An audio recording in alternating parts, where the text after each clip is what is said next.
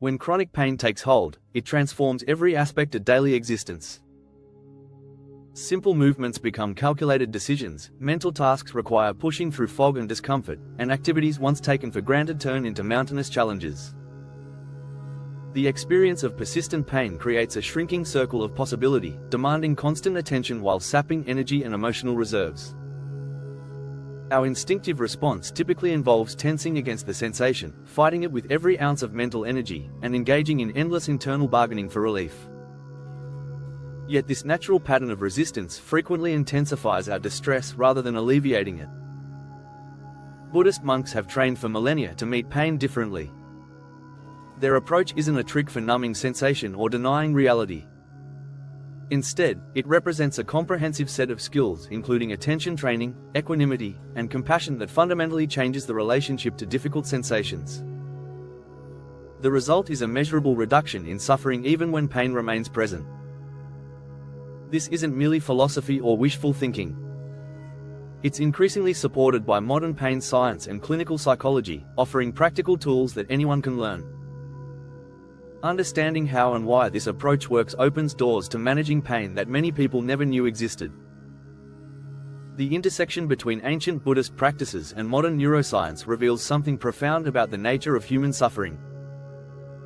While Western medicine has traditionally focused on eliminating pain through pharmaceutical interventions or physical treatments, Buddhist traditions have long recognized that the experience of pain involves layers of mental and emotional processing that can either amplify or diminish our suffering. This perspective doesn't dismiss the reality of physical pain or suggest that it's all in your head.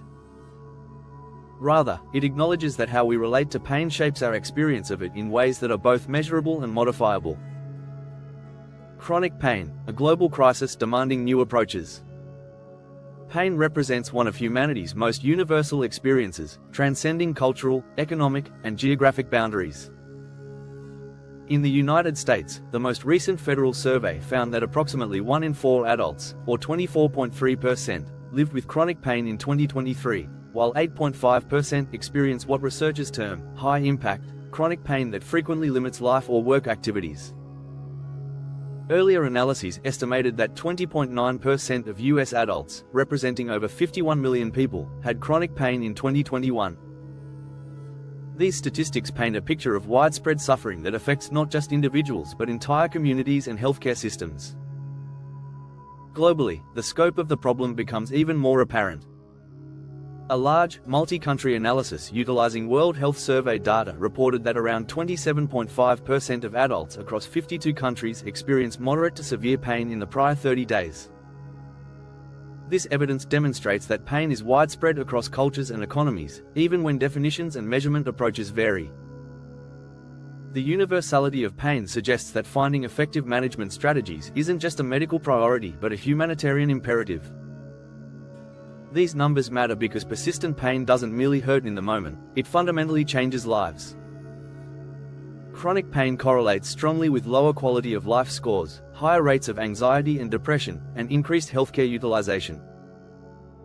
Public health agencies distinguish high-impact chronic pain specifically because this subgroup experiences pain that frequently restricts major life activities including work, self-care, and social participation, requiring more comprehensive and often multidisciplinary management approaches. The economic burden of chronic pain extends far beyond direct medical costs. Lost productivity, disability payments, and the strain on caregivers create ripple effects throughout society.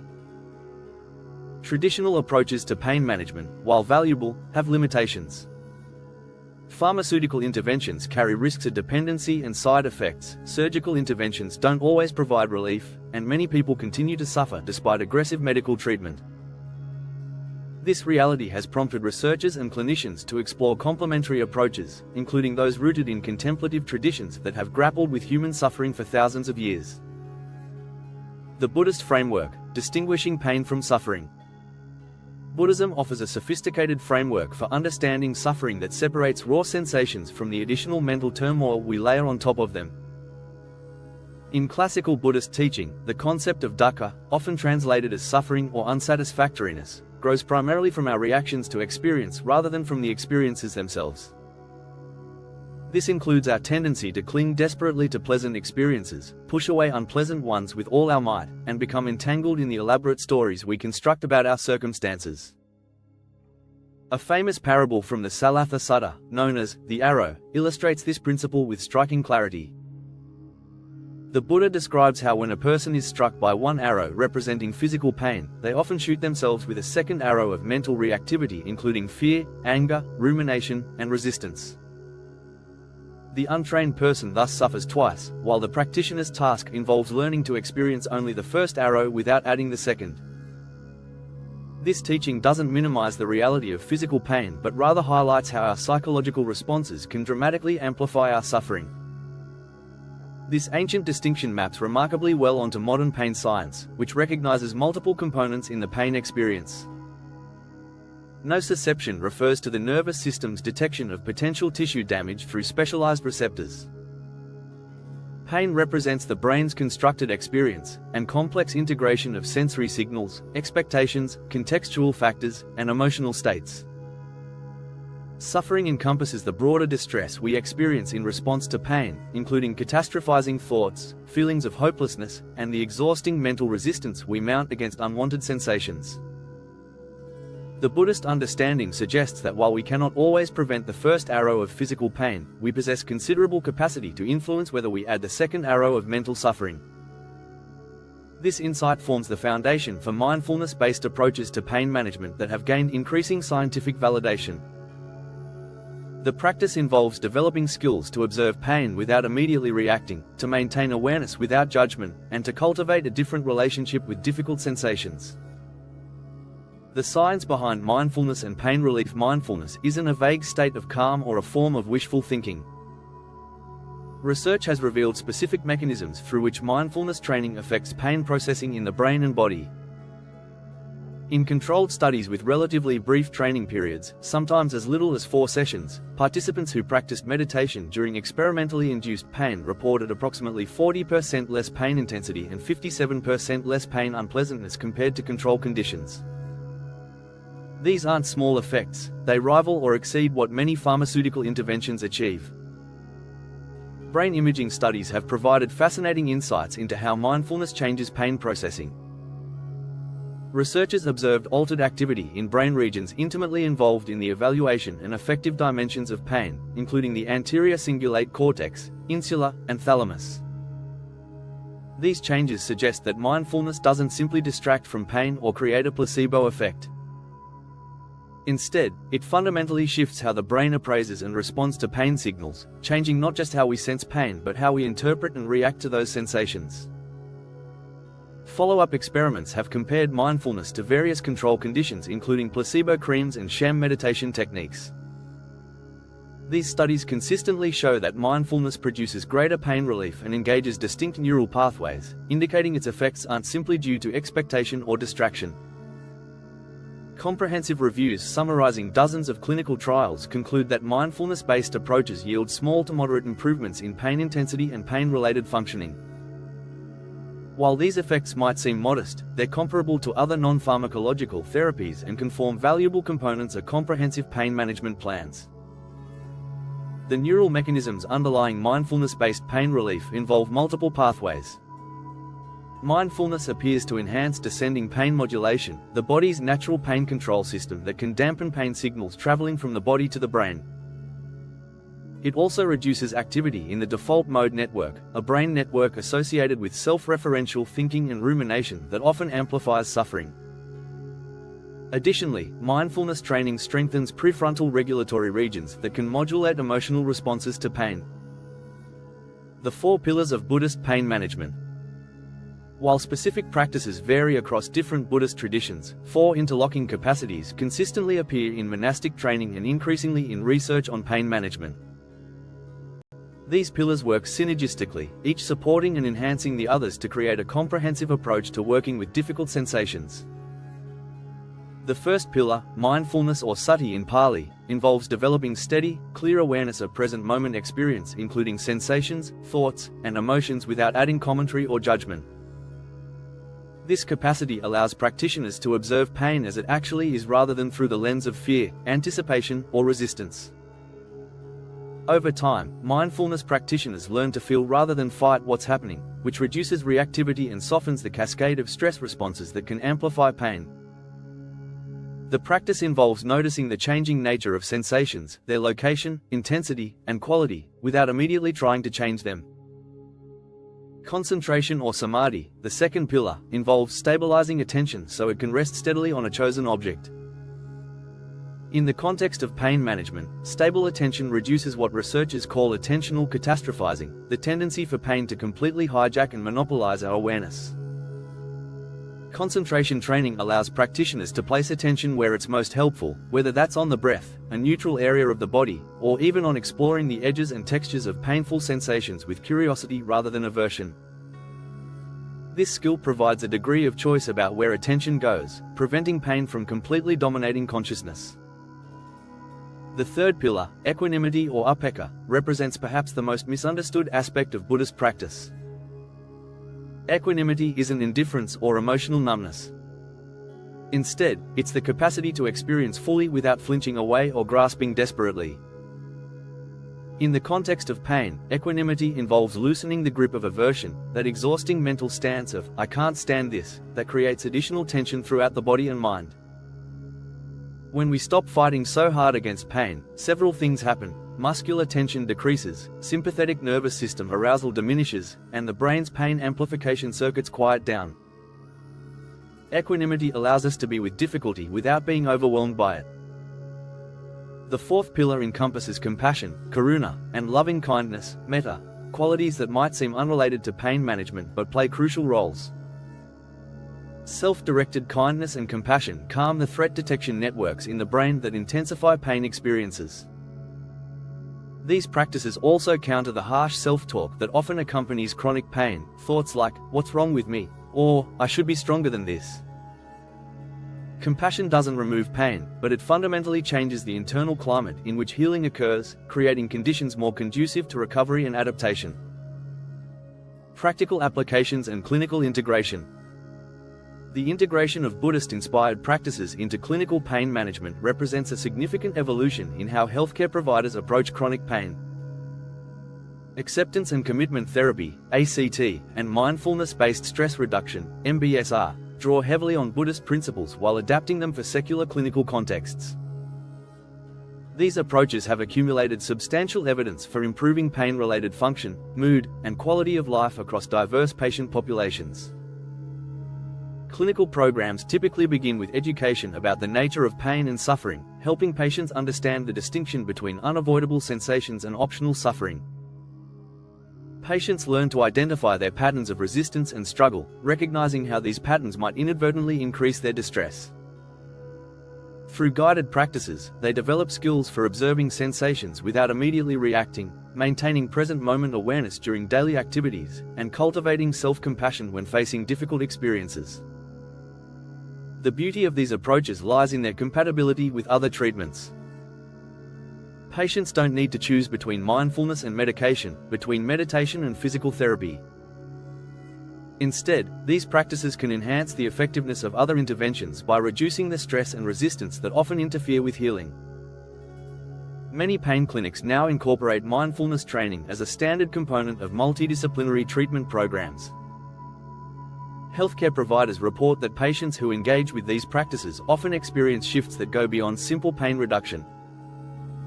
They describe increased sense of agency, reduced fear of pain, improved sleep quality, and enhanced ability to engage in meaningful activities despite ongoing discomfort.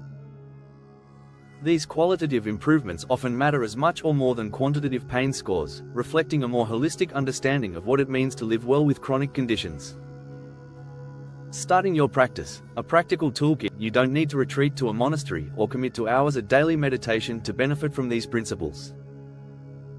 The following practices can be integrated into daily life, starting with just minutes per day and expanding as you become more comfortable. These techniques should complement, not replace, appropriate medical care, and individuals with complex medical conditions should coordinate with their healthcare providers. Begin with what might be called the 90-second reset, a brief practice for recognizing the two arrows. When pain arises, pause and gently note, first arrow, physical sensations, second arrow, my reactions. This simple act of labeling creates a small but important space between you and your experience, allowing for the possibility of responding differently. Try describing sensations using neutral, specific language rather than catastrophic interpretations. Instead of terrible stabbing agony, you might note sharp sensation in lower back, intensity 6 out of 10, pulsing quality. Breathing with pain represents another foundational practice. Rather than breathing to escape pain, this involves breathing to create space around it. Imagine breath flowing directly to and through the painful area, not to fix or change it, but to bring a quality of openness and movement to what might feel solid and stuck. On the inhale, acknowledge the sensation fully. On the exhale, soften any unnecessary tension you notice gathering around the pain. This practice works with the body's natural tendency to guard painful areas with muscular tension, which often increases discomfort. The body scan with curiosity involves systematically exploring bodily sensations with an attitude of friendly investigation rather than vigilance for problems. Start at the top of your head or the tips of your toes, moving slowly through each region. When you encounter pain, pause and explore its qualities as you might examine an interesting object. What's its exact location? Does it have edges or does it fade gradually? Is it constant or does it pulse and change? This curious exploration can reveal that what seemed like a solid block of pain actually has variation, space, and movement within it. Concentration anchoring provides stability when pain threatens to overwhelm. Choose a neutral or pleasant sensation as an anchor, perhaps the feeling of breath at the nostrils or the sensation of your feet on the floor. When pain pulls your attention away, gently return to your anchor. This isn't about ignoring pain but about maintaining some attentional flexibility, preventing pain from completely monopolizing your awareness. With practice, you can maintain peripheral awareness of pain while keeping your primary attention elsewhere. The practice of softening around the edges involves exploring the boundaries of painful sensations. Often, we discover that pain has a center of intensity surrounded by areas of less intense sensation, which are surrounded by areas of no pain. By gently exploring these edges and transitions, we can discover that pain isn't as monolithic as it first appears. This practice can reduce the sense of being completely consumed by pain. The wider implications. The Buddhist approach to pain offers insights that extend far beyond individual pain management. It suggests fundamental questions about how we relate to difficulty in all its forms. If we can learn to experience physical pain with less additional suffering, might we also learn to navigate emotional pain, loss, uncertainty, and life's inevitable challenges with greater skill and less unnecessary anguish? This perspective doesn't promote passive acceptance of harmful conditions or suggest that suffering is somehow beneficial. Rather, it recognizes that life contains unavoidable difficulties and that how we relate to these difficulties profoundly shapes our experience.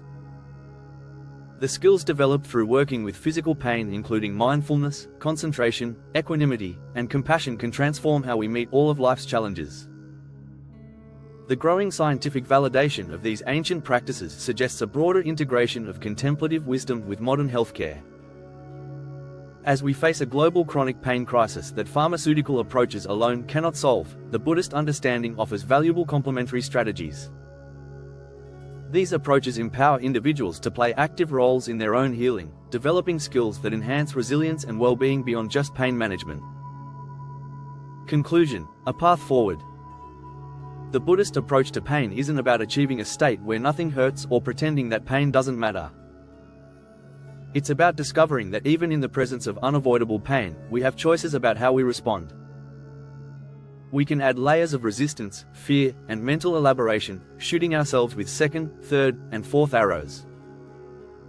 Or we can learn to experience the first arrow with clarity, balance, and kindness, discovering that pain without the additional burden of resistance is far more bearable than we might have imagined. This ancient wisdom, increasingly validated by modern neuroscience, offers hope to millions living with chronic pain. It suggests that suffering isn't simply proportional to tissue damage or nociceptive input, but involves learnable patterns of mental and emotional response. By training attention, cultivating equanimity, and developing compassion, we can significantly reduce suffering even when we cannot eliminate pain entirely. The path forward involves neither blind faith nor rejection of medical treatment, but rather an integration of the best insights from both contemplative traditions and modern healthcare. As we continue to study and understand these practices, we move closer to comprehensive approaches to pain that address not just the body but the whole person. In this integration lies the possibility of transforming our relationship with pain from one of struggle and defeat to one of skillful engagement and resilience, discovering along the way that we are far more capable than we knew.